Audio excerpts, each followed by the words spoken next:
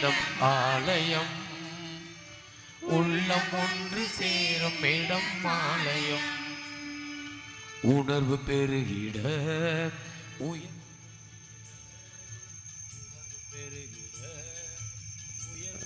உண்மை வழி செல்லும் வாழ்வும் ஆலயம், ஆலயம் ஆலயம் ஆலயம் ஆலயம். உறவு மலரும் புனித ஆலயம், உள்ளம் ஒன்று சேரும் இடம் ஆலயம்.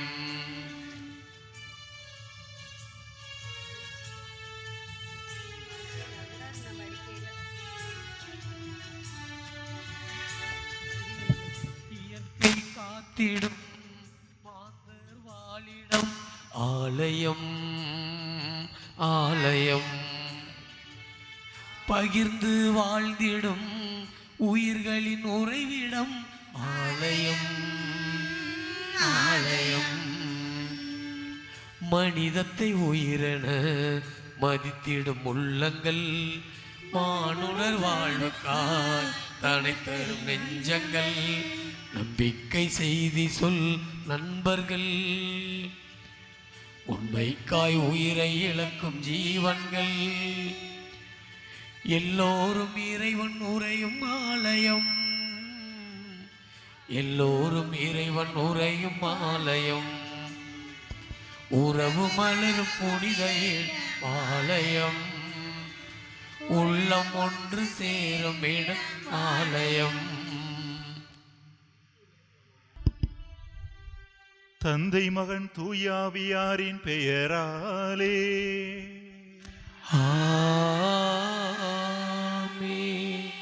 நம் ஆண்டவராகிய இயேசு கிறிஸ்துவின் அருளும் கடவுளின் அன்பும் தூய ஆவியாரின் நட்புறவும் உங்கள் அனைவரோடும் இருப்பதாக. உம்மான்மாவோடும் இருப்பதாக. இந்த வரை நிகழ்வுகளை இறைவனுக்கு ஏற்ற வகையில் கொண்டாட தடையாக இருக்கக்கூடிய குற்றம் குறைகள் பாவங்களை எண்ணி பார்த்து மனம் வருந்தி மன்னிப்பு கேட்போம். எல்லாம் வல்ல இறைவனிடமும் சகோதர சகோதரிகளே உங்களிடமும் நான் பாவி என்று ஏற்றுக்கொள்கிறேன். ஏனெனில் என் சிந்தனையாலும் சொல்லாலும் செயலாலும் கடமையில் தவறியதாலும் பாவங்கள் பல செய்தேன். என் பாவமே, என் பாவமே, என் பெரும் பாவமே. ஆகையால் எப்பொழுதும் கன்னியான புனித மரியாவையும் வானதூதர் புனிதர் அனைவரையும் சகோதர சகோதரிகளே உங்களையும் நம் இறைவனாகிய ஆண்டவரிடம் எனக்காக வேண்டிக் கொள்ள மன்றாடுகிறேன். எல்லாம் வல்ல இறைவன் நம் மீது இரக்கம் வைத்து நம் பாவங்கள் அனைத்தையும் மன்னித்து நமக்கு முடிவில்லாத வாழ்வை வழங்குவாராக. ஆமென்.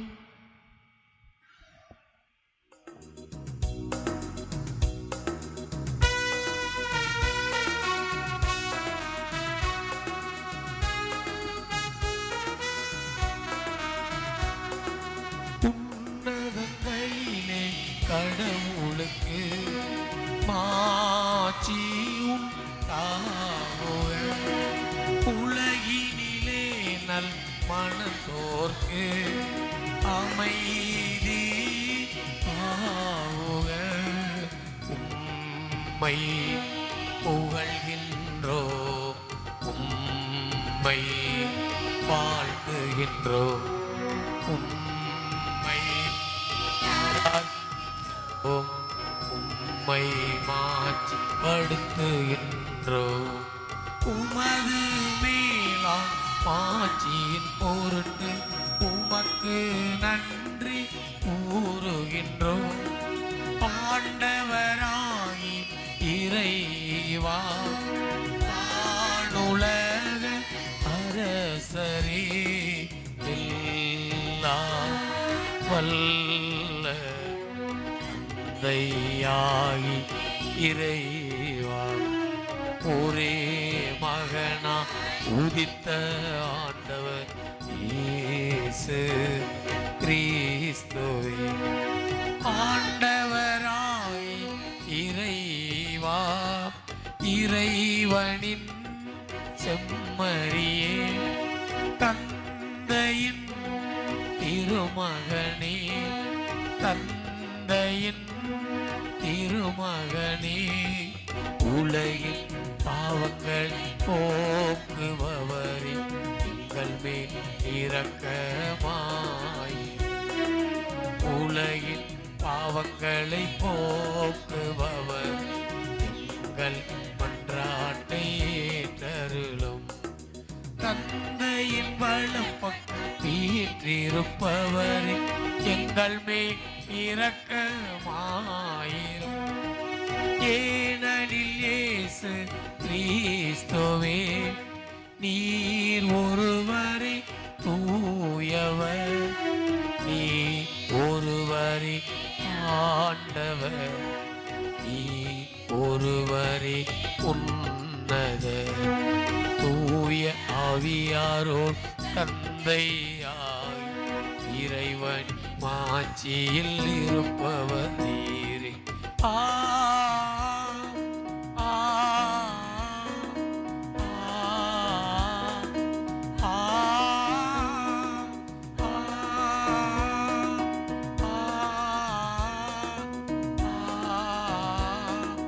ஆ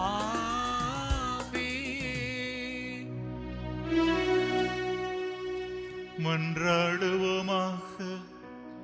என்றென்றும் உள்ள எல்லாம் வல்ல இறைவா, புனித பதுவை அந்தோணியாரை தலை சிறந்த போதகராகவும் எங்கள் தேவைகளில் பரிந்து பேசுபவராகவும் உமது மக்களாகிய எங்களுக்கு வழங்கியுள்ளே. அதனால் அவரது உதவியால் நாங்கள் கிறிஸ்தவ வாழ்வின் நெறிகளை கடைப்பிடிக்கவும் எங்களுக்கு நேரிடும் இன்னல்களில் எல்லாம் உமது உதவியை கண்டுணரவும் செய்வீராக.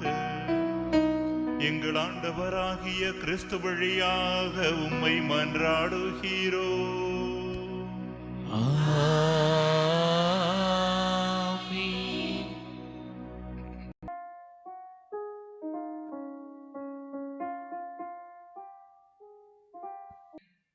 திருமுகத்திலிருந்து வாசகம்.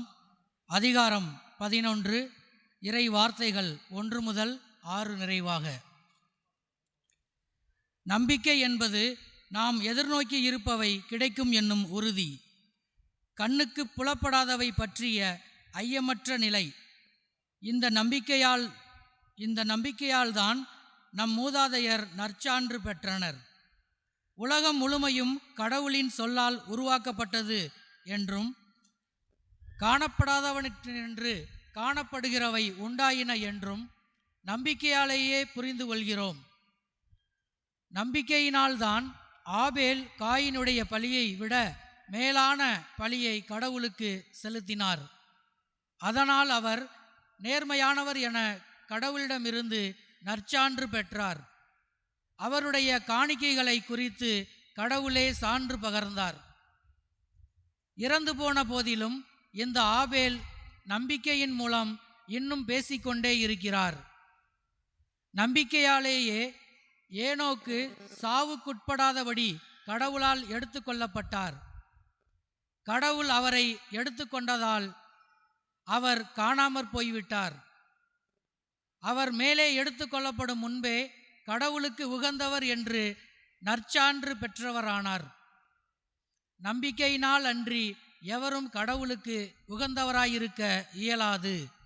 ஏனெனில் கடவுளை அணுகிச் செல்வோர் அவர் இருக்கிறார் என்பதையும், அவரை தேடிச் செல்வோருக்கு தக்க கைமாறு அளிக்கிறார் என்பதையும் நம்ப வேண்டும்.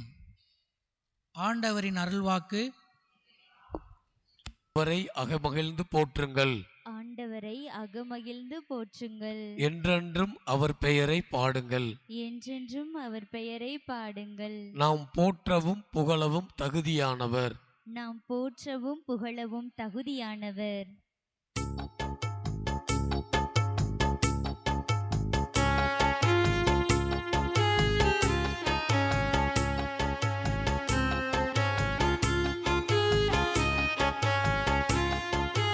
ஆண்டவரை அகமகிழ்ந்து போற்றுங்கள்.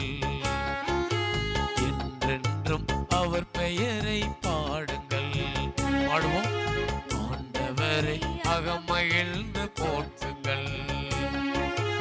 என்றென்றும் அவர் பெயரை பாடுங்கள். நாம் போற்றவும் புகழவும் தகுதியானவர். நாம் போற்றவும் புகழவும் தகுதியானவர். ஆண்டவரை அகமகிழ்ந்து போற்றுங்கள். என்றென்றும் அவர் பெயரை பாடுங்கள்.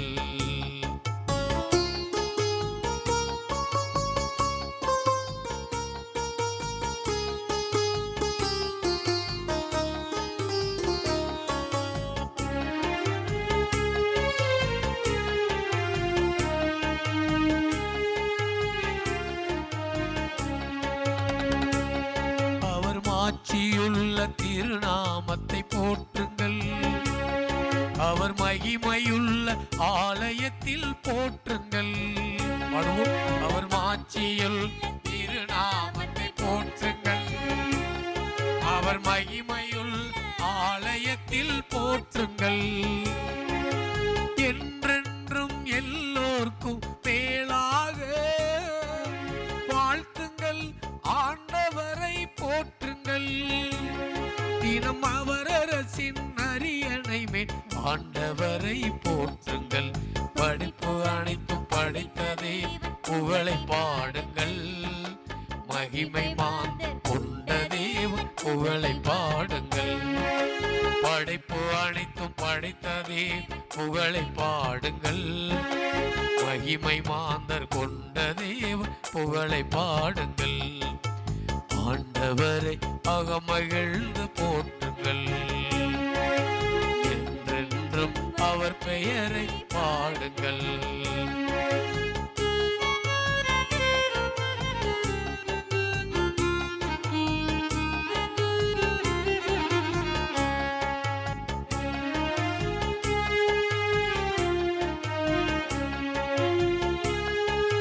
வானம் காற்றும் மழையும் உம்மை வாழ்த்தட்டும். ஆறுகளே குன்றுகளே போற்றட்டும். பாடுவோம். வானம் காற்றும் மழையும் உம்மை வாழ்த்தட்டும். ஆறுகளே குன்றுகளே போற்றட்டும். ஆண்டவரின் எல்லாவித படைப்புகளே வாழ்த்துங்கள். ஆண்டவரை போற்றுங்கள். தினம் அவர் அரசின் அரியணை மேல் ஆண்டவரை போற்றுங்கள். படைப்பு அனைத்தும் படைத்ததே புகழை பாடுங்கள். மகிமை மாந்த கொண்ட தேவன் புகழை பாடுங்கள். படைப்பு அனைத்தும் படைத்ததே புகழை பாடுங்கள். மகிமை மாந்தர் கொண்டதே புகழை பாடுங்கள். ஆண்டவரை அகமகிழ்ந்து போற்றுங்கள். என்றென்றும் அவர் பெயரை பாடுங்கள். ஆண்டவரை அகமகிழ்ந்து போற்றுங்கள். என்றென்றும் அவர் பெயரை பாடுங்கள்.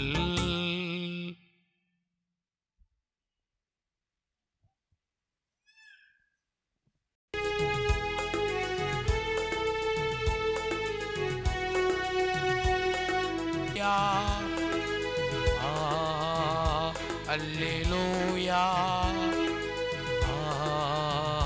அல்லேலூயா, அல்லேலூயா, அல்லேலூயா, அல்லேலூயா, அல்லேலூயா, அல்லேலூயா, அல்லேலூயா, அல்லேலூயா, அல்லேலூயா.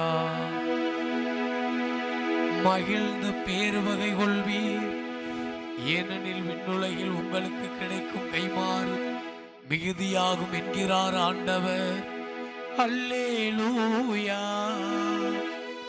அல்லேலூயா, அல்லேலூயா, அல்லேலூயா, அல்லேலூயா, அல்லேலூயா, அல்லேலூயா, அல்லேலூயா, அல்லேலூயா, அல்லேலூயா.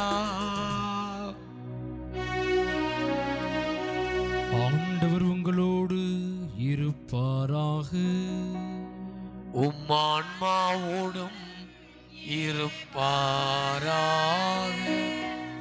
மார்க்கு எழுதிய தூய நற்செய்தியிலிருந்து வாசகம். ஆண்டவரே, மாட்சி உமக்கே.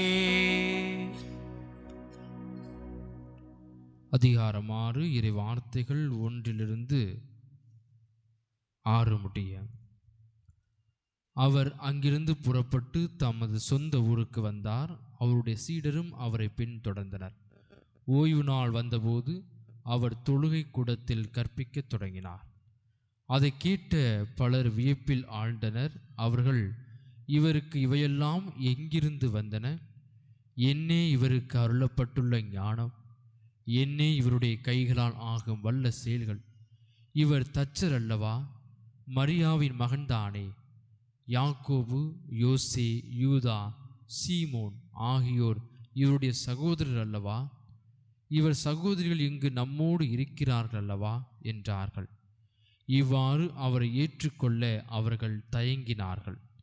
இயேசு அவர்களிடம், சொந்த ஊரிலும் சுற்றத்திலும் தம் வீட்டிலும் தவிர மற்றெங்கும் இறைவாக்கினர் மதிப்பு பெறுவர் என்றார். அங்கே உடல்நலமற்றோர் சிலர் மேல் கைகளை வைத்து குணமாக்கியதை தவிர வேறு வல்ல செயல் எதையும் அவரால் செய்ய இயலவில்லை.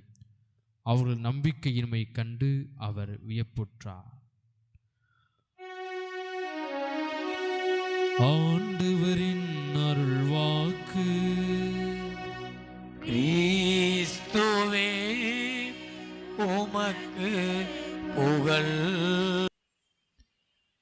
இறையேசுவில் அன்பிற்குரிய சகோதர சகோதரிகளே, நமது பாதுகாவலராகிய புனித பதுவை அந்தோணியாரது திருவிழாவிற்காக நம்மை நாம் தயாரிக்கும் விதமாக ஒவ்வொரு நாளும் ஒரு மைய கருத்தை எடுத்து தியானிக்கிறோம். இறைவனுடைய உதவியை நாடுகிறோம். இன்றைக்கு என்ன தலைப்பு உங்களுக்கு சிந்திக்கிறதுக்கு? இறை நம்பிக்கையில் சிறந்த புனித அந்தோணியார். நம்பிக்கைனா என்ன? நம்பிக்கைனா என்னன்னு பார்த்துட்டு அப்புறம் அந்தோணியாருடைய வாழ்க்கையில் இறை நம்பிக்கை எப்படி இருந்துச்சு அப்படின்னு பார்க்கலாம். நம்பிக்கைனா என்ன சொல்லுங்க பார்ப்போம். திரும்ப திரும்ப நிறைய பிரசங்கம் பூரா எதை பற்றி தான் இருக்கும்? நம்பிக்கையை பற்றி தான் இருக்கும். பைபிள்லையும் நிறைய இடத்துல நம்பிக்கைங்கிற வார்த்தை அடிக்கடி வருது. நம்பிக்கைனா என்ன? யார் சொல்லுவா? கரெக்டாக சொல்லிட்டீங்கன்னா உங்களுக்கு பரிசு உங்கள் பங்குச்சாமியார் கொடுப்பாரு.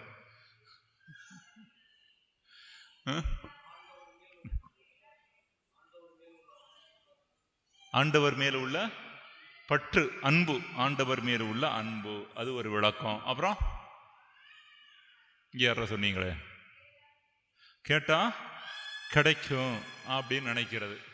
எத்தனை பேர் கேட்டதெல்லாம் கிடைச்சிருக்கு? என்ன கை தூக்க மாட்டேங்க? ஏதோ 1-2 கிடைச்சிருக்கும். யாருக்காவது இங்க இருக்கிற கேட்டது எல்லாம் கிடைச்சிருக்கா? 1-2 கிடைச்சிருக்கு. கேட்டது எல்லாம் கிடைச்சிருக்கா? அப்ப நீங்க 1-2 நம்பிக்கையோட கேட்டுட்டு மற்றதெல்லாம் நம்பிக்கை இல்லாம கேட்கறீங்களா? எல்லாத்தையும் நம்பிக்கையோட தானே கேட்கறீங்க. அப்ப ஏன் 1-2 மட்டும் கிடைக்குது, மற்றதெல்லாம் கிடைக்க மாட்டேங்குது?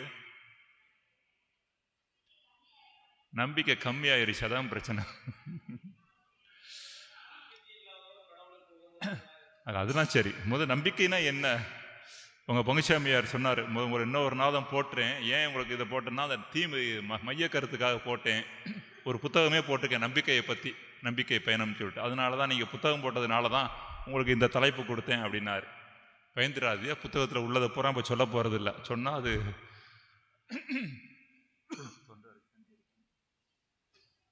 அது 2-3 நாள் ஆகும். ஒரே ஒரு கருத்து, கடவுளது வார்த்தைக்கு ஆற்றல் இருக்கா இல்லையா? எல்லாரும் நம்புறீங்களா? இயேசுநாதருடைய வார்த்தைக்கு ஆற்றல் இருக்கா இல்லையா? தண்ணீரை பார்த்து என்ன சொன்னாரு? திராட்சை ரசமா மாறுன்னு சொன்னார். மாறுச்சா இல்லையா? மாறுச்சா. இப்ப அடுத்து வரேன். மனிதர்களது வார்த்தைக்கு ஆற்றல் இருக்கா இல்லையா? மனிதர்களது வார்த்தைக்கு ஆற்றல் இருக்கா இல்லையா? கிடையாதுல்ல. அதனால இப்ப நான் பிரசங்கம் வைக்க கூடாது. ஏன்னா நான் பேசுறதுக்கு எதுக்குமே என்ன கிடையாது, ஆற்றல் கிடையாது. நான் சொல்றேன் எதுவுமே நடக்காது, அப்படித்தானே? அப்ப வாயை மூடிடலாமா? சாமியார் ஏன் கூப்பிட்டுருக்காருன்னா, இவர் 4 வார்த்தை சொல்லி 4 பேராவது மனசு மாற மாட்டாங்களா, இவர் பேசுறது 4 பேருடைய உள்ளத்துல ஊடுருவாதா, அப்படித்தானே கூப்பிட்டுருக்கிறாரு. அவர் மனித வார்த்தைக்கு ஆற்றல் இருக்கா இல்லையா? மனித வார்த்தைக்கு ஆற்றல் உண்டு.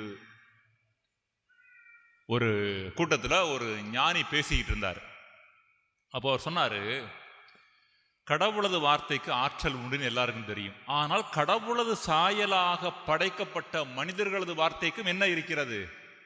ஆற்றல் இருக்கிறது அப்படின்னு சொன்னார். இதை கேட்டுக்கிட்டு இருந்த ஒரு இளைஞன் இருந்தான் அந்த கூட்டத்தில்.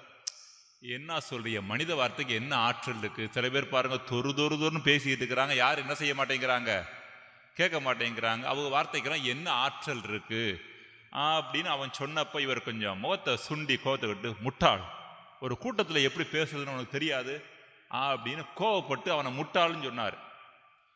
இதை கேட்ட உடனே அவன் முகம் சுண்டி போயிடுச்சு. சுண்டி போய் வருத்தத்தோடையும் கோவத்தோடையும் அவரை பார்த்து சொன்னானா, என்ன எல்லாரும் உங்களை பெரிய ஞானின்னு சொல்றாங்க, ஒரு கூட்டத்தில் எப்படி பேசுறதுன்னே உங்களுக்கு தெரியல, ஒரு கேள்வி கேட்டேன்னா பதில் தெரிஞ்சா சொல்லுங்க, தெரியலைன்னா தெரியலைன்னு சொல்லுங்க, என்னை பார்த்து முட்டாள்னு சொல்லியே நீங்க என்ன நடக்கும் தெரியுமா அப்படின்னு கோபத்தோடு அவரை எகிர ஆரம்பிச்சான். அவன் வேகமாக கோவப்பட்டதை பார்த்தவொடனே இவர் கொஞ்சம், தம்பி வருத்தப்படாதப்பா, நான் ஏதோ வேகத்தில் உன்னை முட்டாள்னு சொல்லிட்டேன், நான் பேசுனது தப்பு தான், மன்னிச்சுக்க அப்படின்னு சொன்ன உடனே இந்த ஞானியே மன்னிச்சுக்கன்னு சொன்ன உடனே என்ன ஆயிட்டான்? அமைதியாகி சரி நீங்கள் மன்னிப்பு கேட்டதுனால விடுறேன், இல்லைன்னா ஊரை விட்டு போக முடியாது, ஆமாம் அப்படின்னு சொல்லி உட்காந்துட்டான். இப்போ அவர் பேச ஆரம்பித்தார். தம்பி, நான் ஒரு மனுஷன் தானே, 2 வார்த்தை தான் சொன்னேன், முட்டாள்னு முதல்ல சொன்னேன், என்ன ஆச்சு? எகிர்னு எகிர்ன, கத்துன, கோவப்பட்ட. அடுத்து மன்னிச்சுக்கன்னு ஒரு வார்த்தையை தான் சொன்னேன், உடனே என்ன ஆயிட்ட? அமைதியாயிட்ட. இப்ப என்னுடைய வார்த்தைக்கு ஆற்றல் இருக்கா இல்லையா அப்படின்னு கேட்டார். முட்டாளுங்கிற வார்த்தைக்கு எவ்வளவு பெரிய ஆற்றல் இருக்கு. அந்த வார்த்தை என்ன விதமான மனப்பக்குவத்தை கொண்டு வந்தது? மன்னிச்சுக்க அப்படின்னு சொன்ன உடனே உனக்குள்ள வேற விதமான உணர்வு வந்துச்சு. அப்ப மனித வார்த்தைக்கு என்ன இருக்கிறது? ஆற்றல். ஆனா இந்த மனித வார்த்தையை நம்ம எப்படி சொல்றோம்ங்கிறது வேற, அது கொஞ்சம் பின்னாடி வருவோம். இப்ப இந்த மனித வார்த்தை எங்கிருந்து வருகிறது? மனித வார்த்தைக்கு ஆற்றல் இருக்கு, கடவுளுக்கு வார்த்தைக்கு ஆற்றல் இருக்கிறது. அடுத்து யாருக்கு ஆற்றல் இருக்கிறது? மனித வார்த்தைக்கு. கொஞ்சம் அப்படி பிடிச்சி வச்சுக்கிட்டு,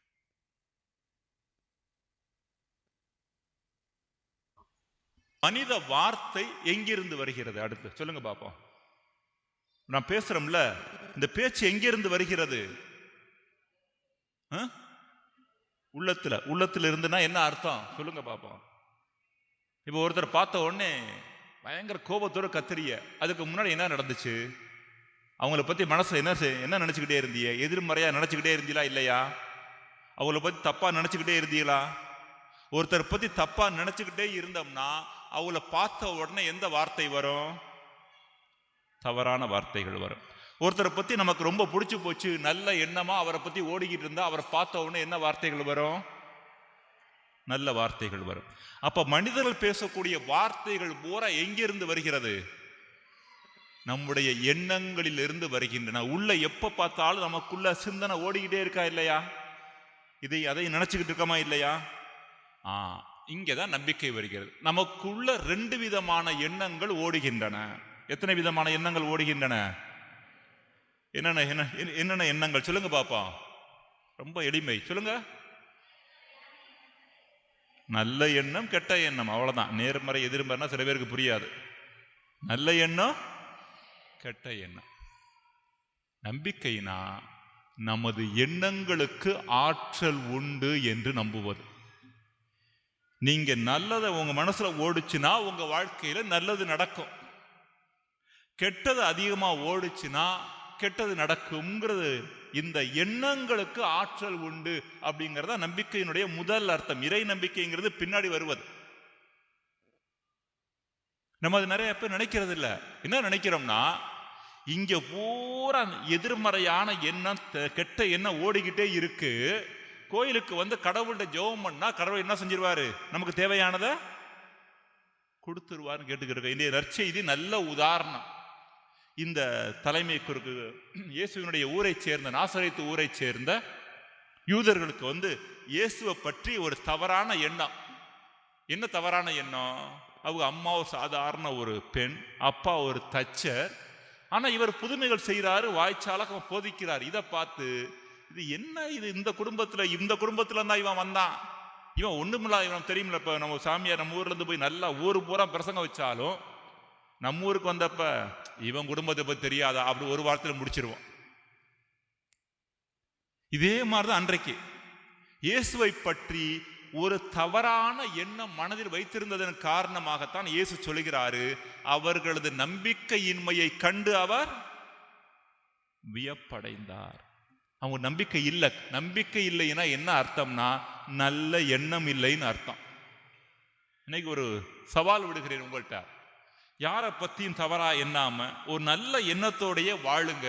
உங்க வாழ்க்கையில கேட்கறதுலாம் நடக்கும், இன்னும் சொல்லப்பா நீங்க நினைக்கிறதுலாம் நடக்கும். அந்த எண்ணம் வலிமையான எண்ணமாக இருக்க வேண்டும். இன்றைக்கு இதை பத்தி உளவியல் நிறைய பேசுகிறது. உங்களை மனசுல தவறான எண்ணம், இது நடந்துருமோன்னு எண்ணம் ஓடிக்கிட்டே இருந்துச்சுன்னா அந்த எண்ணம் வலிமையான எண்ணமாக இருந்தது என்றால் அது கட்டாயம் நடக்கும், தப்பு நடக்கும், தவறானது நடக்கும். இதுக்கு பதிலாக நல்ல எண்ணம், இதெல்லாம் நல்லபடியா நடக்கும், என் வாழ்க்கையில கடவுள் எனக்கு ஆசீர்வாதத்தை கொடுப்பாரு, எங்க பிள்ளைங்க நல்லா இருப்பாங்க, என் கணவர் மாறிடுவாரு, என் மனைவி நல்லா இருப்பா, எனக்கு நோயெல்லாம் சரியாயிரும் அப்படிங்கிற எண்ணம் தொடர்ந்து நமக்குள்ளே ஓடிக்கொண்டிருந்தது என்றால், அந்த எண்ணம் வலிமையான எண்ணமாக இருந்தது என்றால் நம்ம வாழ்க்கையில என்ன நடக்குமா? நல்லது நடக்கும். ஏன்னா கடவுள் என்பவர் நல்ல எண்ணங்களுடைய தொகுப்பு. கடவுளுன்னு வேற எண்ணம் கிடையாது. கடவுளுங்கிறவருக்கு இந்த உலகில் இருக்கிற எல்லா நல்ல எண்ணங்களுடைய தொகுப்பைத்தான் நம்ம யாருன்னு சொல்றோம்? கடவுள்னு சொல்றோம். சாத்தான் யாரு? இந்த உலகத்தில் இருக்கிற எல்லா கெட்ட எண்ணங்களுடைய தொகுப்பு, அவ்வளவுதான்.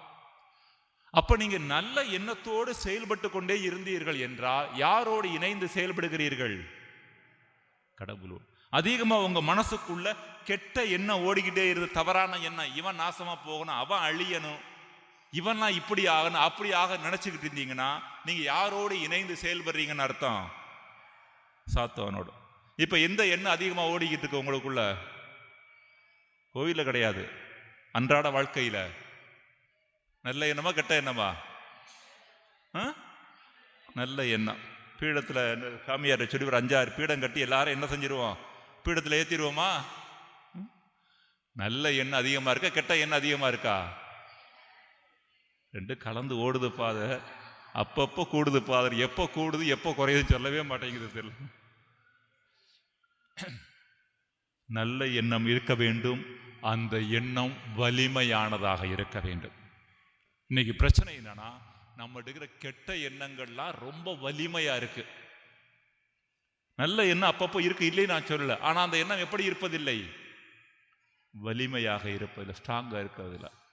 எத்தனை பேர் என் குடும்பத்துல மகிழ்ச்சி சாத்தியம், என் கணவர் இப்படி இருக்கிறார், இருந்தாலும் ஒரு நாளைக்கு நல்லா இருப்பார்னு எத்தனை பேர் நினைக்கிறோம்?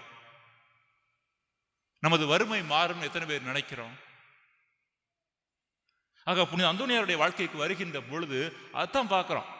புனித அந்தோனியார் தன்னுடைய எண்ணங்கள் சிந்தனைகள் அனைத்திலும் அவருடைய எப்படி நல்ல எண்ணம் இருந்தது, எப்படி சொல்லுவோம், அவருடைய மனசுல இருந்தது எல்லாம் இறைவார்த்தை மட்டும்தான், வேற ஒண்ணுமே கிடையாது. அவர் அப்படியே விவிலியத்தை திறந்து அது கொடுக்கிற விளக்கம்லாம் பயங்கர அர்த்தமா இருக்கும். பழைய ஏற்பாட்டுல இணைச்சட்ட நூல்ல அடைக்கல நகர்கள் அப்படின்னு ஒன்று இருக்கு. நான் அடிக்கடி வாசித்திருக்கிறேன் அடைக்கல நகர்ல பத்தி. ஒரு முறை புனித அந்தோனியாருடைய வாழ்க்கை வரலாறு அவருடைய போதனையில் வாசிக்கின்ற பொழுது இந்த அடைக்கல நகர் என்பதை அன்னை மரியாவுக்கு ஒப்பிட்டு எழுதுகிறார். அதை பற்றி பயங்கர ஆச்சரியம் எனக்கு. எப்படி இவர் அடைக்கல நகர்களை அன்னை மரியாவோடு ஒப்பிடுகிறார்? அப்ப அவருடைய மனசுல பொழுதன்னைக்கு எது மட்டும்தான் இருந்து கொண்டே இருந்தது? இறைவார்த்தை. இன்னைக்கு நம்ம இறைவார்த்தையை திரும்ப திரும்ப வாசிக்க நிறைய பேர் விவிலியம் கொண்டு வந்திருக்கிறீர்கள், ரொம்ப நல்ல காரியம்.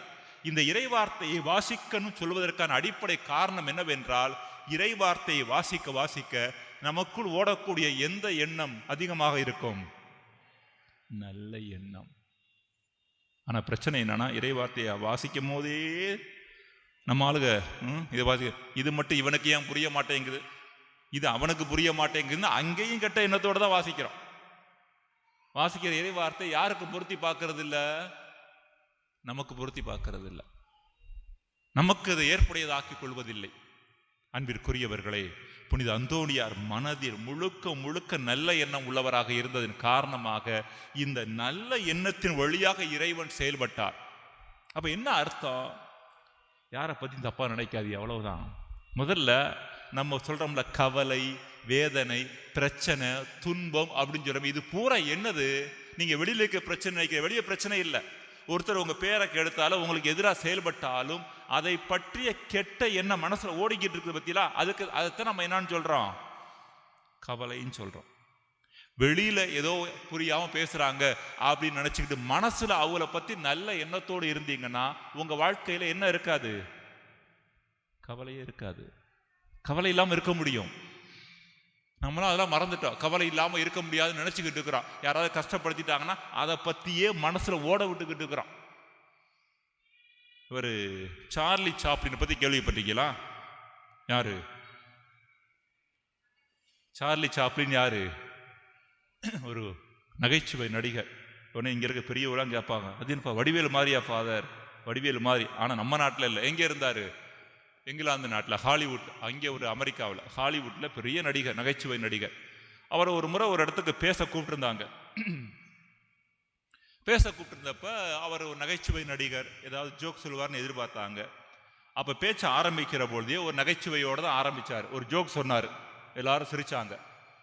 சிரிச்ச உடனே, உங்களுக்கு இன்னொரு நகைச்சுவை சொல்ல போறேன் அப்படின்னு சொல்லிட்டு என்ன செஞ்சாருன்னா, சொன்ன ஜோக்கை என்ன செஞ்சாரு? அப்படியே திரும்ப சொன்னார். இப்போ கொஞ்சம் பேருக்கு பாதி பேர் சிரிச்சாங்க, மீதி பேர் அமைதியா இருந்தாங்க. மூணாவது முறை என்ன செஞ்சாருன்னா, சொன்ன ஜோக்கை என்ன செஞ்சாரு? திரும்ப அப்படியே சொன்னார். இப்போ யாருமே சிரிக்கல, எல்லாம் கம்முன்னு உட்காந்துருந்தாங்க. இப்போ அவளை பார்த்து சார்லி சாப்ளின் கேட்டாரு, என்ன சிரிக்க மாட்டேங்கிறிய? ஜோக் சொல்லியிருக்கிறேன் அப்படின்னாரு. என்ன சொல்லியிருப்பாங்க பதில்? ஒரே ஜோக்குக்கு நாங்க எத்தனை முறை சிரிக்கிறது? அப்ப அவர் அவளை பார்த்து கேட்டாராம், ஒரு ஜோக்குக்கு உங்களால திரும்ப திரும்ப சிரிக்க முடியலைன்னா ஒரு பிரச்சனையை நினைச்சு ஏன் திரும்ப திரும்ப அழுகிறிய, திரும்ப திரும்ப வருத்தப்படுறிய அப்படின்னு கேட்டாராம். உண்மையா இல்லையா? இப்ப நான் நேற்று இன்னைக்கு ஒரு ஜோக் சொல்றேன்னு வச்சுக்கோங்களேன், நாளைக்கு இதே ஜோக்கை சாமியார் சொன்னார்னா சிரிப்பியலா? அவர் சொல்லும் போதே நேத்தே சொல்லிட்டார் அப்படின்னு உட்காந்துருவிய. ஆனா ஒரு பிரச்சனையை நினைச்சு ஒரு முறை அழுகிறிய, ஓகே புரிஞ்சுக்கலாம், ஏதோ வருத்தப்படுறிய புரிஞ்சுக்கலாம். ஒரு முறை வருத்தப்படுறதோடு முடித்து விடுகிறீர்களா நீங்க? அப்ப அந்த எண்ணமானது, தவறான எண்ணம், ஒரு நபரை பற்றிய தவறான எண்ணம் தொடர்ந்து நாள் கணக்காக மனதில் என்ன செய்து கொண்டே இருக்கிறது? ஓடிக்கொண்டே இருக்கிறது. இதுதான் நம்பிக்கைக்கு எதிரானது. ரொம்ப தெளிவாக புரிந்து கொள்ளுங்கள். இப்ப இங்க என்ன செய்யணும்? ஒருத்தர் உங்களுக்கு எதிராக தீமை செஞ்சா அவரை யாரிடம் ஒப்பு கொடுத்து விட வேண்டும்? கடவுளிடம் ஒப்பு கொடுத்து விட வேண்டும். ரொம்ப செய்ய வேண்டும். கடவுளே, எனக்கு எதிராக தீமை செய்யறாங்க, நான் பழி வாங்கி ஆகணும்,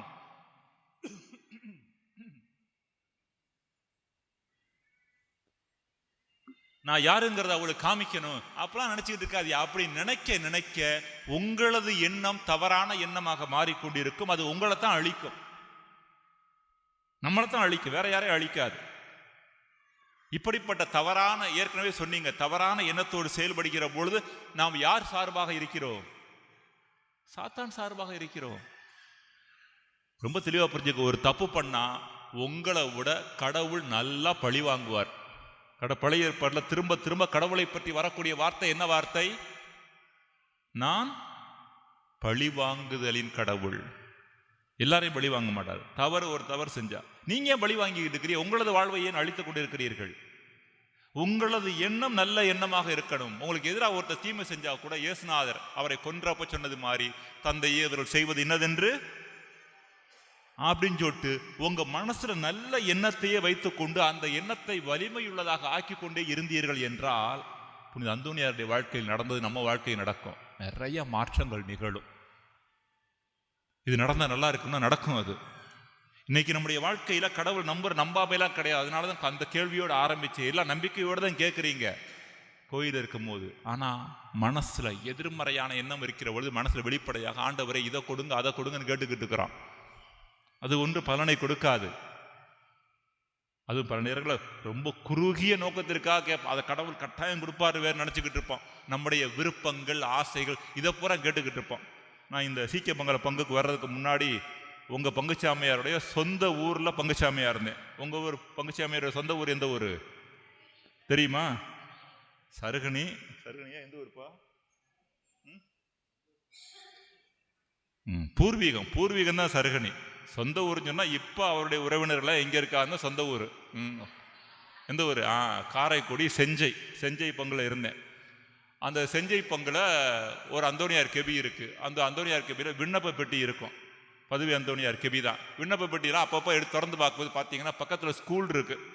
இந்த 8ஆம் கிளாஸ் 9ஆம் கிளாஸ் படிக்கிற பிள்ளைங்க பூரா விண்ணப்பம் எழுதி போட்டிருப்பாங்க. என்ன விண்ணப்பம் எழுதி போட்டிருப்பாங்க? நாளைக்கு கணக்கு டீச்சர்ஸ் டெஸ்ட்டுன்னு சொல்லியிருக்கிறாங்க, எக்ஸாம் சொல்லியிருக்கிறாங்க, கணக்கு டீச்சருக்கு காய்ச்சல் வரணும். புரியுதா? எங்கள் அப்பா பள்ளிக்கூடத்துக்கு போன்னு தெனா என்னை கட்டாயப்படுத்துகிறாரு. எங்கள் அப்பா அப்படி சொல்லக்கூடாது. என்ன மாதிரி வேண்டுதல்கள் பாருங்க. பல நேரங்களில் நமது குறுகிய விருப்புகளை நம்பிக்கை என்கிற பேரில் யார் மீது திணிக்கிறோம்? நம்ம கடவுள் மீது திணிக்கிறோம். உண்மையான நம்பிக்கை என்னவென்றால், நான் சொல்கிறேன் அந்த வாக்கியம், அடுத்து சொல்ல போகிற வாக்கியம் ரொம்ப ரொம்ப முக்கியமானது. உண்மையான வாக்கியம் என்னவென்றால், நான் நல்ல எண்ணத்தோடு இருக்கின்ற பொழுது கடவுள் என்னோடு இணைந்து செயல்படுவார், நான் கடவுளோடு இணைந்து செயல்படுவேன். புரியுதா இல்லையா? நான் நல்ல எண்ணத்தோடு இருக்கிற பொழுது என் சார்பாக யார் செயல்படுவா? என் சார்பாக கடவுள் செயல்படுவார், நான் கடவுள் சார்பாக செயல்படுகிறேன். அதுதான் நம்பிக்கை என்று சொல்லப்படுவது. அந்தோணியார் பாருங்க, இந்த நல்ல எண்ணத்தோடு இருந்ததுனால அவர் கடவுள் சார்பாக இருந்தார், கடவுள் அவர் சார்பாக இருந்தார். எத்தனையோ புதுமைகள் இன்றும் நடந்து கொண்டிருக்கின்றன. எனவே நமது எண்ணங்கள் நல்ல எண்ணமாக இருக்க வேண்டும். இன்னும் சொல்லப்போனா, ஆலயத்திற்கு வருவது, இவ்வளவு மறையுரை கேட்பது, இந்த வழிபாட்டில் பங்கெடுப்பது, இவை அனைத்தினுடைய நோக்கம் என்னவென்றால் கடவுளை இதை கொடுங்க அதை கொடுங்க கேட்பது அல்ல. அது இரண்டாவது. முதல் நோக்கம் என்னவென்றால் எதை மாற்றுவது? நம்முடைய எண்ணங்களை மாற்றுவது. நம்முடைய தமிழ் மரபுல திருமூலர்னு ஒருத்தர் இருந்தார். அவர் சொன்னார், மனம் அது செம்மையானால் மந்திரங்கள் தேவையில்லை அப்படின்னாரு. மனம் அது செம்மையானால் மந்திரம்னா ஜோம்லாம் தேவையில்லை. அப்ப என்ன அர்த்தம்? அதை மாத்தி சொல்லுங்க. மனம் செம்மையாகிற வரைக்கும் எது தேவை நமக்கு? மந்திரங்கள் தேவை, வழிபாடு தேவை. இன்னைக்கு அதை பூரா மறந்துட்டோம். கோயிலுக்கு வந்தது மாதிரி தான் போறோம். அதே வெறுப்பு, அதே கோபம், அதே பழி வாங்குற எண்ணம், அதே எதிர்மறையான எண்ணம், அதே கெட்ட மனநிலை. ஆலயத்துக்கு அவருடைய நோக்கம் என்ன? இன்னைக்கு நம்ம வழிபாட்டை பூரா ஏதோ வீடு கட்டி முடிக்கணும் இப்படி ஆக்கிட்டோம். எண்ணங்களை சரியாக்குகின்ற தருணமாக நமது வழிபாட்டை அணுகுவதில்லை. எனவே இந்த அருமையான நாளில் புனித அந்தோணியார் இறை நம்பிக்கையில் சிறந்து விளங்கினார்னா என்ன அர்த்தம்னா, நான் நல்ல எண்ணத்தோடு இருக்கின்ற பொழுது கடவுள் என்னோடு செயல்படுவார், என் வழியாக செயல்படுவார் அப்படிங்கிற எண்ணம் வைத்திருந்தார். பார்த்தீங்களா? அதுதான் அந்தோணியாருடைய இறை நம்பிக்கை. அப்போ உங்க வாழ்க்கையிலையும் அந்தோணியாரிடம் இருந்த இறை நம்பிக்கை இருக்கணும்னா இதுதான் அர்த்தம். என்ன அர்த்தம்? நான் நல்ல எண்ணத்தோடு செயல்பட்டேன் என்றால் என் வழியாக யார் செயல்படுவா? கடவுள் செயல்படுவார். இதை நான் மாற்றி அடுத்த பகுதி சொல்ல வேண்டிய அவசியம் இல்லை. கெட்ட எண்ணத்தோடு செயல்பட்டா என் வழியா யார் செயல்பட மாட்டா? அப்புறம் எதிர்பார்க்க கூடாது. இதுதான் கடவுளது நியதி, வழி என்பதை புரிந்து கொண்டவர்களாக அன்பிற்குரியவர்களே, இந்த அருமையான நாளில் இறை நம்பிக்கையில் சிறந்த புனித அந்தோணியாரை போல நல்ல எண்ணங்கள் வழியாக இறைவனை தன் வாழ்க்கையில் செயல்படுத்த அனுமதித்த புனித அந்தோணியாரை போல நமது வாழ்க்கையிலும் செயல்படுவதற்கான அருளை இறைவன் நமக்கு தர வேண்டும் என சிறப்பாக இந்த திருப்பலியில் மன்றாடுவோம்.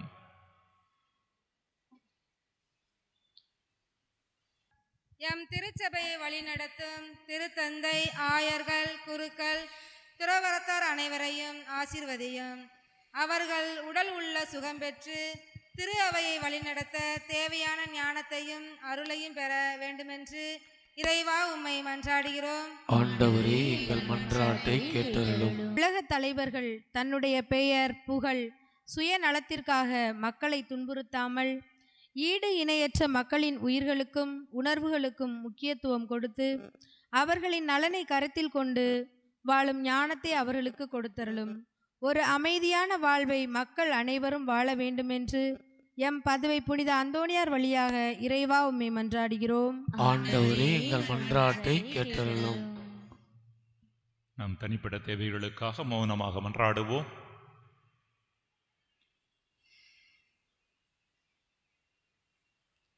இந்த எல்லா மன்றாட்டுக்களையும் எங்கள் ஆண்டவராகிய கிறிஸ்து வழியாக இறைவா உம்மிடம் மன்றாடுகின்றோம். ஆமென்.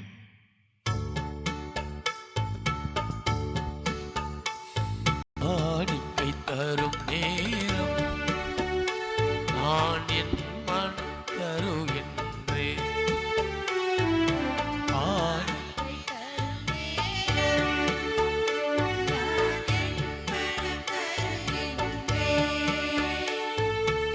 ஏற்றருளும் தெய்வமே, எளியவன் தருகின்ற காணிக்கையை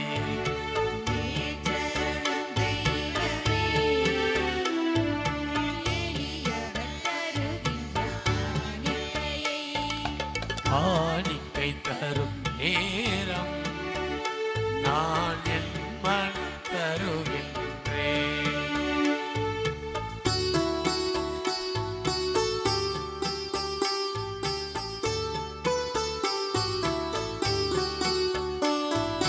படைப்புக்கள் பலவாயினும் பரமன் உமக்கே சொந்தம்.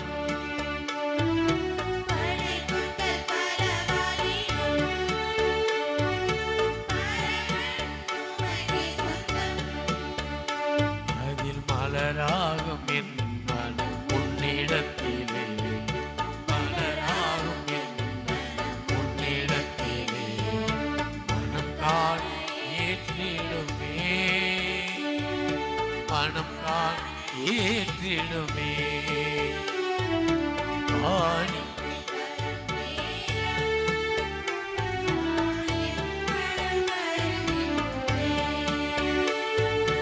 காணிக்கை தரும் நேரம் நான் என் மனம் தருகின்றேன்.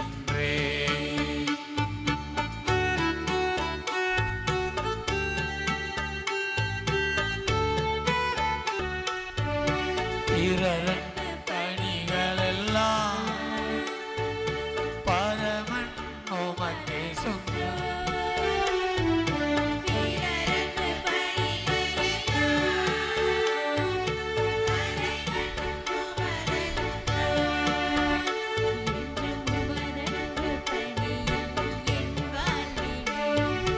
உமதன்பு பணியில் என் வாழ்வில்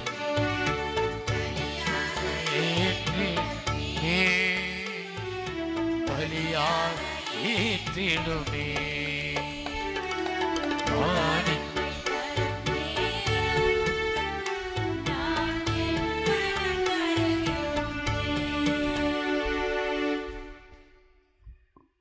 சகோதர சகோதரிகளே, உங்களுடையதும் என்னுடையதுமான அந்த பலியானது எல்லாம் வல்ல தந்தையாகிய இறைவனுக்கு ஏற்றதாகும்படி அனைவரும் இணைந்து மன்றாடுங்கள். ஆண்டவர் தமது பெயரின் புகழ்ச்சிக்காகவும் ஆட்சிக்காகவும் நமது நன்மைக்காகவும் புனித திரு அவை அனைத்து நலனுக்காகவும் உமது கையிலிருந்து பலியை ஏற்றுக்கொள்வாராக. எல்லாம் வல்ல இறைவா, பதுவை நகர் புனித அந்தோணியாருடைய நவநாள் கொண்டாட்டத்தில் உமது திருப்பிடத்திற்கு நாங்கள் கொண்டு வரும் இக்காணிக்கைகளை ஏற்றருள உம்மை வேண்டுகின்றோம். அதனால் இத்தூயமறை நிகழ்வுகளின் வழியாக இவருக்கு நீர்மாட்சி அளித்தது போல எங்கள் மீது இரக்கத்தை தாராளமாக பொழிவீராக. எங்கள் ஆண்டவராகிய கிறிஸ்து வழியாக உம்மை மன்றாடுகிறோம்.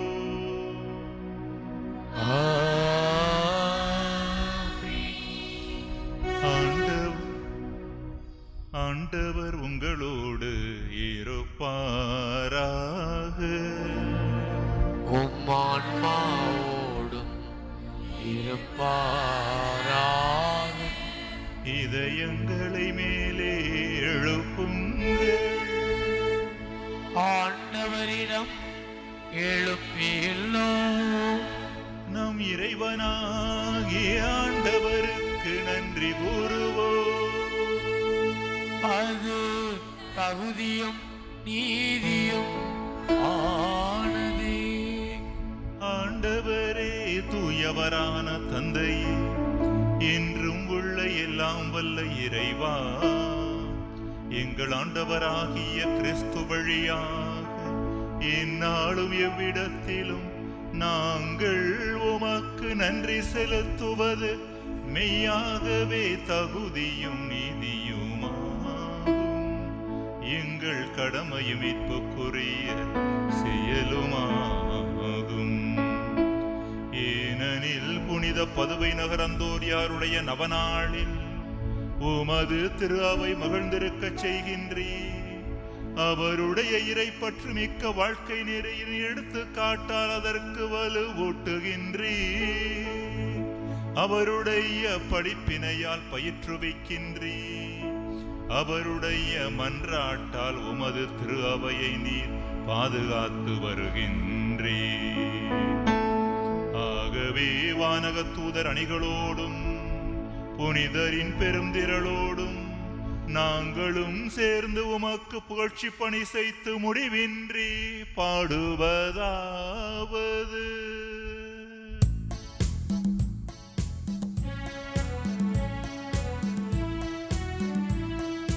தூயவர் தூயவர் தூயவர் வான்படைகள் கடவுள் ஆண்டவர். விண்ணகமும் மண்ணகமும் உமது மாற்றம் இறைந்துள்ளது. உன்னதங்களிலே ஓசன்னா, உன்னதங்களிலே ஓசன்னா. ஆண்டவர் பெயரால் வருகிறவர் ஆசி பெற்றவர். உன்னதங்களிலே ஓசன்னா, உன்னதங்களிலே ஓசன்னா.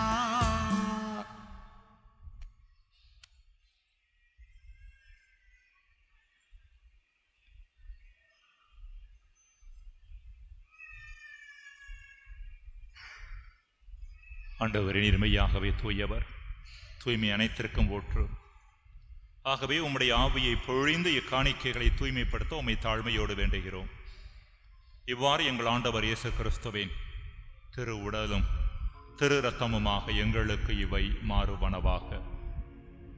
அவர் பாடுபட உளம் கனிந்து தம்மை கையளித்த பொழுது அப்பத்தை எடுத்து நன்றி செலுத்தி அதை பிட்டு தம் சீடர்களுக்கு அளித்து அவர் கூறியதாவது: அனைவரும் இதிலிருந்து பெற்று உண்ணுங்கள், ஏனெனில் இது உங்களுக்காக கையளிக்கப்படும் என் உடல்.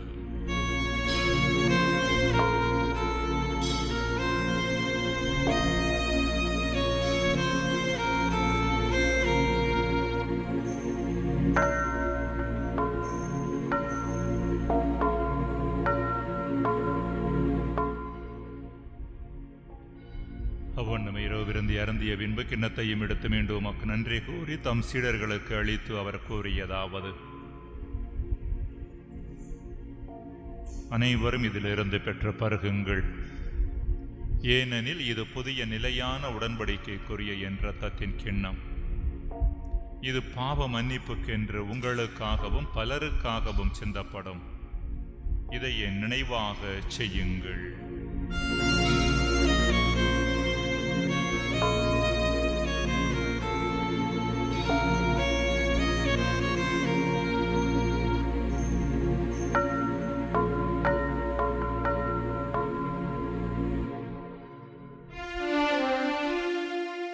நம்பிக்கையின் மறைபொருள். ஆண்டவரே, நீர் வருமளவும் உமது இறப்பினை அறிக்கையிடுகின்றோம், உமது உயிர்ப்பினையும் எடுத்துரைக்கின்றோம். ஆகவே ஆண்டவரே, நாங்கள் கிறிஸ்துவின் இறப்பினையும் உயிர்ப்பினையும் நினைவு கூர்ந்து வாழ்வு தருகின்ற அப்பத்தையும் மீட்பளிக்கும் கிண்ணத்தையும் ஒப்புக் கொடுக்கின்றோம். உம் திருமுனின்று உமக்கு ஊழியம் புரிய தகுந்தவர்கள் என எங்களை ஏற்றுக்கொண்டீர். எனவே உமக்கு நன்றி செலுத்துகின்றோம். மேலும் கிறிஸ்துவின் உடலிலும் இரத்தத்திலும் பங்கு கொள்ளும் எங்களை தூய ஆவியார் ஒன்று சேர்க்க வேண்டும் என உம்மை தாழ்மையுடன் மன்றாடுகின்றோம். ஆண்டவரே, உலகெங்கும் பரவியிருக்கும் ஒரு திரு அவை நிகழ்ந்தலும் எங்கள் திருத்தந்தையிலேயோ எங்கள் ஆயர் ஆனந்தம் எல்லா திரு அனைவரோடும் உமது திரு அவை அன்பில் நிறைவு பெறச் செய்தலும். இறைவா, இன்றைய நாளில் சிறப்பாக நவநாளை சிறப்பிக்கின்ற புத்தனேந்தல் கிளை கிராம இறைமக்கள் மற்றும் இந்த பள்ளியிலே பங்கெடுக்கின்ற ஒவ்வொரு இறைமக்களின் நிறைவாக நீர் ஆசீர்வதித்தலும். நேர்மறையான நன்மையான எண்ணங்கள் வழியாக கடவுளின் பேரிரக்கத்தை பெற்றுக்கொள்ள எங்களுக்கு தூய ஆவியானவர் துணை செய்வாராக. மேலும் உயிர்த்தலும் எதிர்நோக்கும் தில்களும் எங்கள் சகோதர சகோதரிகளையும் இறந்தோர் அனைவரும் இரக்கத்துடன் நினைகூர்ந்து உமது திருமுக ஒளி ஏற்றல்லும் எங்கள் அனைவர் மீதும் இரக்கமாயர்.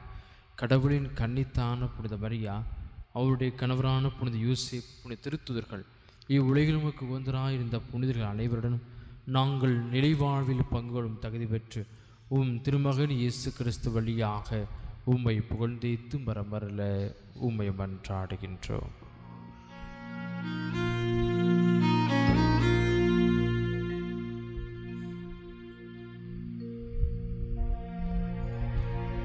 இவர் வழியாக இவரோடு இவரில் எல்லாம் வல்ல இறைவனாகிய தந்தையே, தூயாவியாரின் ஒன்றேற்பில் எல்லா புகழும் ஆட்சியும் என்றென்று உமக்கு உரியதே.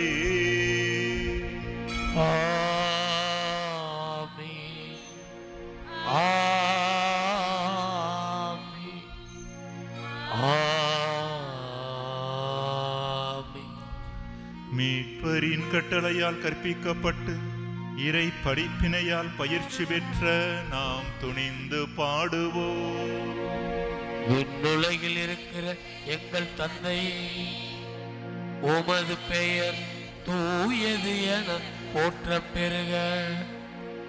உமது ஆட்சி வருக.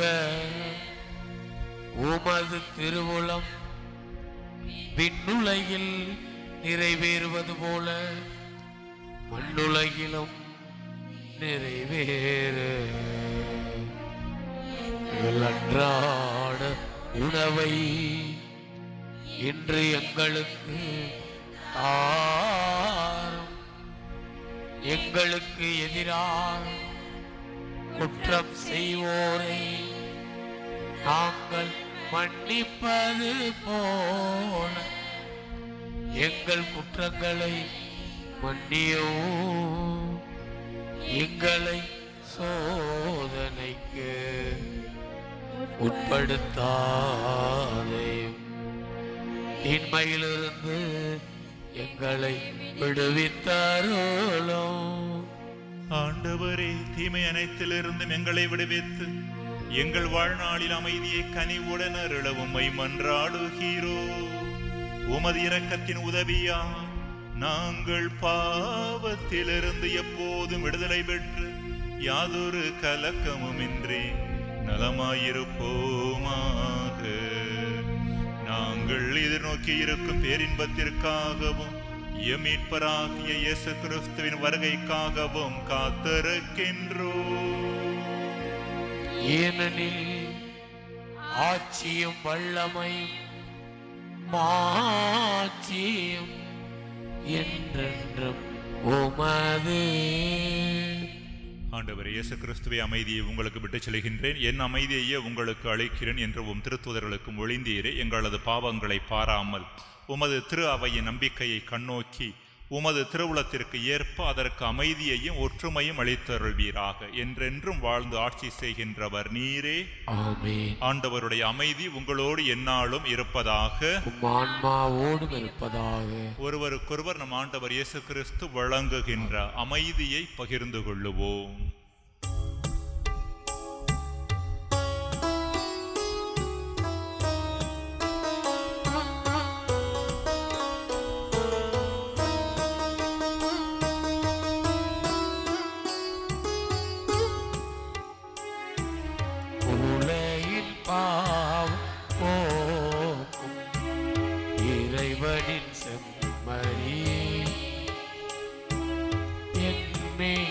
இரக்கம்பையும்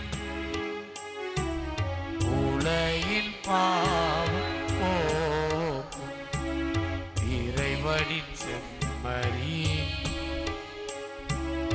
என்மேல் இரக்கம்பையும் உலகின் பாவம் போக்கும் இறைவனின் செம்மறி எமக்கு அமைதி அருளும் எமக்கு அமைதி அருளும்.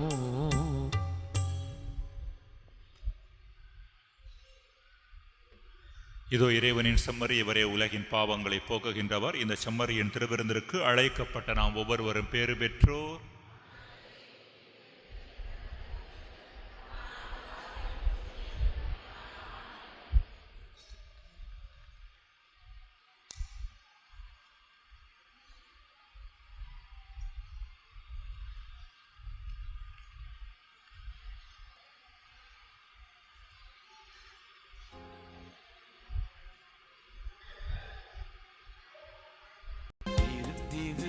அன்பின் மீறுந்தீது மீறுந்தீது உறவின் மீறுந்தீது மீறுந்தீது அன்பின் மீறுந்தீது மீறுந்தீது உறவின் மீறுந்தீது கொண்டாடி மகிழ்ந்திடும்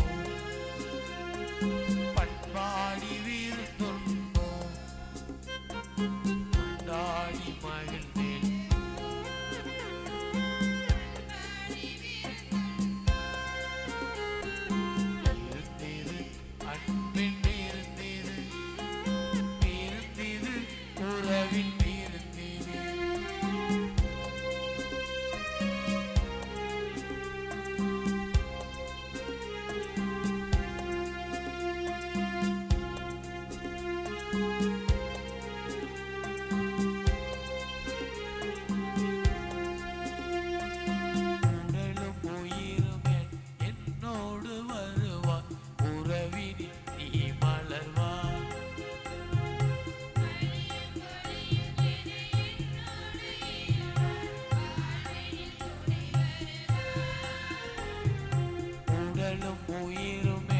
என்னோடு வருவா உறவினி நீ மலர்வா.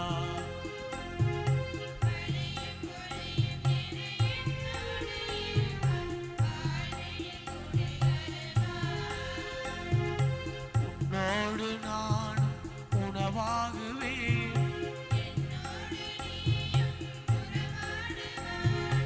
ஆயனாயிருந்திடும்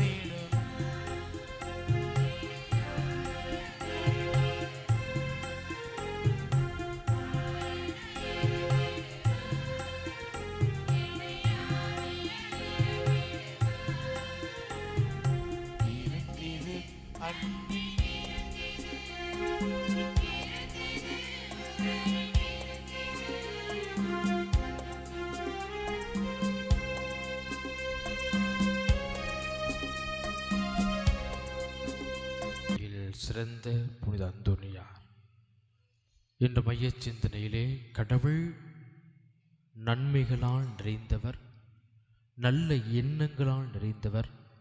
நேர்மையான எண்ணங்கள் தான் கடவுளுடைய சான்று.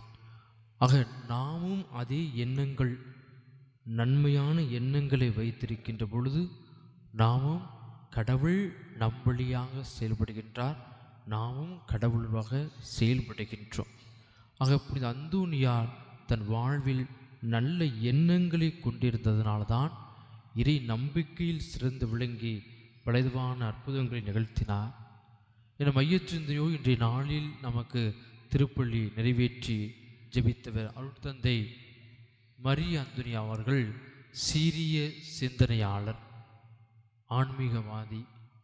சிவகங்கை மறுமாவட்டத்தில் ஒரு மிகப்பெரிய ஒரு அசட், ஒரு சொத்து என்று சொன்னால் அருட்தந்தை மரிய அந்தோனி பலவிதமான மறையுறை புத்தகங்கள், பலவிதமான நூல்களை எழுதி குருக்கள், அருட்சகோதரிகள், இறைமக்கள் பயன்படுகின்ற வகையிலே தன்னுடைய அனுபவத்தை எல்லாம், இறை நம்பிக்கையெல்லாம் அதில் எழுதியிருக்கிறார். அதனால தான் அவருடைய புத்தகம் நம்பிக்கை என்ற ஒரு புத்தகத்தை படிக்கும்பொழுது, சாமி நீங்கள் இந்த தலைப்பில் தான் நீங்கள் என்ன செய்யணும், எங்களுக்கு மறையுறி ஆற்று என்று சொன்னேன். அதை தொடர்ந்து இந்த எளிய அழைப்பை கொண்டு இங்கே வந்திருக்கின்றார். கடந்த சில ஆண்டுகளுக்கு முன்பாக குருமிலாங்குடியில் பங்கு தந்தையாக சிறப்பாக பணியாற்றினார். செஞ்சை காரைக்குடியில் பங்கு பணியாளராக செயலாற்றியிருக்கின்றார். அதன் பிற்பாடு இப்பொழுது கைகாட்டி சீக்கிய மங்கலத்தில் பங்கு தந்தையாக அவர் பணியாற்றி கொண்டிருக்கிறார்.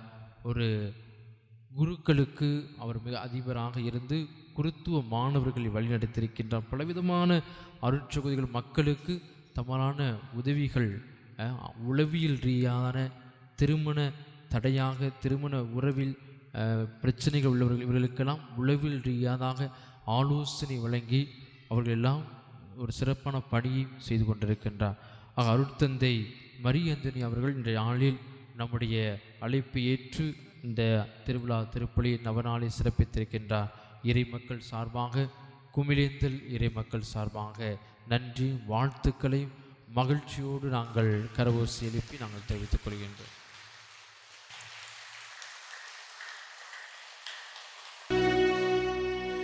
நன்றி கூறி மன்றாடுவோமாக. எல்லாம் வல்ல இறைவா, பதுவை நகர் புனித அந்தோணியாரின் நவநாளை கொண்டாடி விண்ணக விருந்தில் பங்கு பெற்ற அனைவரிடமும் விண்ணக ஆற்றல்களை உறுதிப்படுத்தி வளர்ப்பீராக. அதனால் நம்பிக்கையின் கொடையை நாங்களும் முழுமையாக பாதுகாத்து நீர்காட்டு மீட்பின் பாதையில் நடப்போமாக. எங்கள் ஆண்டவராகிய கிறிஸ்து வழியாக உம்மை மன்றாடுகிறோம்.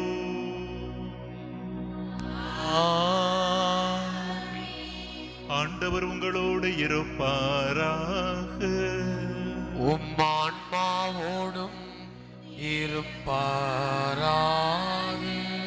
எல்லாம் வல்ல இறைவன் தந்தை, மகன், தூயாவி உங்களுக்கு ஆசி வழங்குவாராக.